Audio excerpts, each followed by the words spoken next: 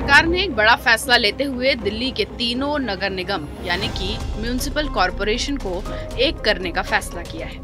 Cabinet ने इस फैसले पर मुहर भी लगा दी है। अब इससे जुड़ा बिल संसद में पेश किया जाएगा, जिसे इसी सत्र में पेश किए जाने की उम्मीद है। कानून बनने के बाद दिल्ली नगर निगम में फिर से 10 साल पहले वाली व्यवस्था शुरू हो जाएगी। तो आज के इस वीडियो में हम आपको बताएंगे कि दिल्ली के तीनों नगर निगमों को एक क्यों करना चाहती है बीजेपी।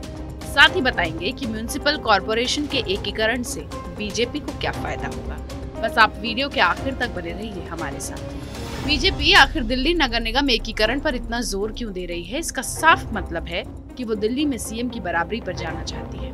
साल 2012 में दिल्ली में कांग्रेस की सरकार थी, जब तत्कालीन मुख्यमंत्री शीला दीक्षित ने दिल्ली नगर निगम को 3 हिस्सों में बांट दिया था, जिसका बीजेपी ने काफी विरोध किया था।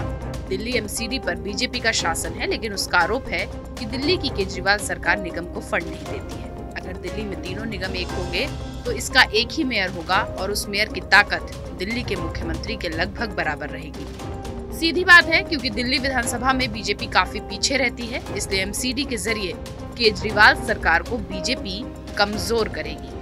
अगर इस बार भी दिल्ली एमसीडी चुनाव में बीजेपी जीतेगी तो वो दिल्ली सरकार को कमजोर करने की रणनीति निगम के जरिए बनाएगी। जनवरी 2012 में कांग्रेस की शीला दीक्षित सरकार ने दिल्ली नगर निगम को 3 हिस्सों में बांटा था।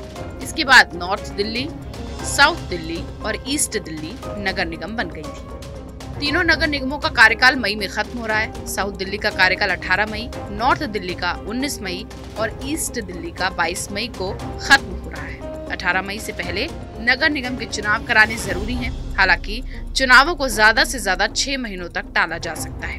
वहीं ये भी बताया जा रहा है कि दिल्ली सरकार का दखल निगम में बेहद कम करने के लिए मेयर इन काउंसिल व्यवस्था अपनाई जा सकती है, जिसमें मेयर और उसके पार्षदों को शहर के लोग सीधे चुनेंगे। अगर ऐसा होता है तो वो राज्य के सीएम अरविंद केजरीवाल से ज्यादा प्रभाव वाला माना जाएगा, क्योंकि सीएम तो सिर्फ एक विधानसभा से विधायक के तौर पर चुना जाता है।